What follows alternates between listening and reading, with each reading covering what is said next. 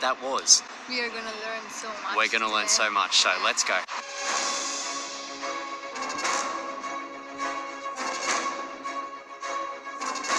So we're just getting in the car now.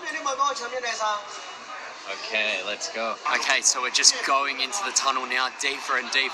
Oh my gosh, this is so cool. Yeah. Wow. My hair. Oh my gosh, it's getting colder too. So right now we're walking into the bunker here. This is super fascinating. They have these like blue lights as you go in. It's really, really dark down here. I'm so glad I have my flashlight with me. Yeah, we're gonna really learn a lot of good stuff today. So the different numbers represent all of the different rooms in this whole complex, this whole underground complex. So there's a whole heap of different stages that we use for the research and the development of plutonium and nuclear research. So we're really gonna find that out today. I wonder how much it costs them to build all of this. Yeah, that's a good question. I'll put right here how much it cost them to build this back in 1966. So right now we're just walking into one of the first rooms here, and you can already tell the air is a bit dusty, a bit thick. It is well ventilated, don't get us wrong, but it is quite different. This is extremely fascinating. So we're about to learn what this room was used for right now. Okay, so right now we're in, I guess you could say, the third part of what we've seen so far. So we're in one of the old water pipes that was used to cool the third outer layer of the nuclear reactor. Now the water from here was pulled from the Wujang River, which we actually saw this river driving here. So I believe that reactor was used. The reactor essentially needed to cool down, right? And water was one of the ways that they did it, and that was to do the third outer layer of the reactor. So I guess today we're going to see all the different ways of cooling, and also how the plutonium was made as well, which would be in the core of the reactor with uranium as well. So yeah, let's go into this tunnel. So once this used to be filled with water, and now we're walking through it. How cool is that? Yeah. Wow.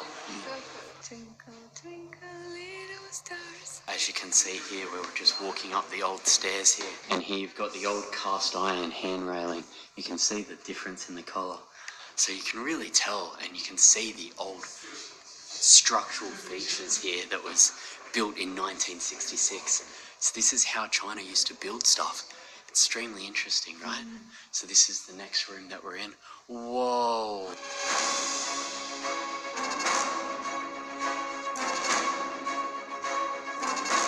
Okay, so now we're in the room 105, and this whole massive hallway almost thing, like it's like humongous. It's like a massive track. Huge. It's amazing. It's like a whole massive room. This was used to vaporize and create steam from the water that was being collected, and this steam was used to power this entire plant back in 1966.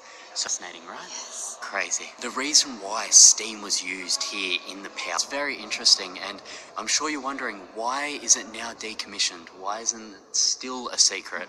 But I'm not going to tell you just yet. We're going to find that later on. So as you can see behind me, this is actually one of the wine cellars that they use. Now normally we're actually not allowed to go into this part, but because we have exclusive access today, we can actually see the real and raw cave that was dug out behind me.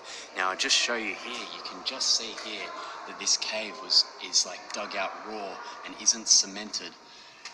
And that's because it's not cemented. That is the reason why people aren't allowed behind here, because it's not necessarily 100% safe, but because we have exclusive access today, we can sort of see the cool things like this, which is really awesome.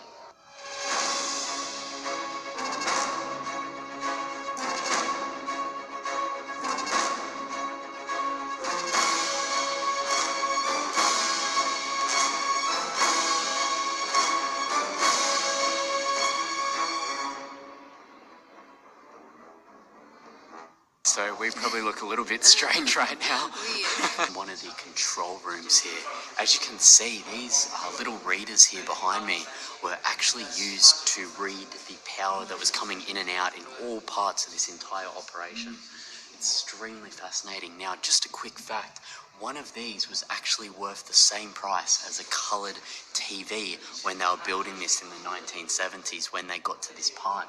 So these things back in the day were very, very expensive. You know, now these are probably worth like $10, but back then this was a high-tech piece of equipment right here. Actually closed down, it was only 85% complete, the whole build. So they never, theoretically, this is what they've published, we don't know for sure, but find an interesting thing. Yeah. Yeah, and knowledgeable. And knowledgeable, yeah.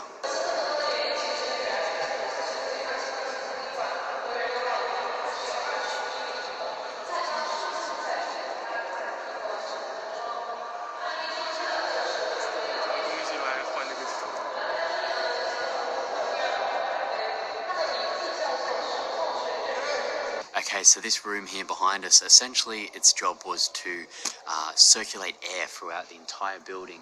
So yeah, this was the main center of that. So super fascinating, because I was wondering myself, how is everyone breathing here underground? Because we are breathing in air, obviously, and we need to do it. So we are now back to where we started. Wow, what an experience. Yeah, everything we saw there was totally captivating and fascinating, interesting, something we've never seen before.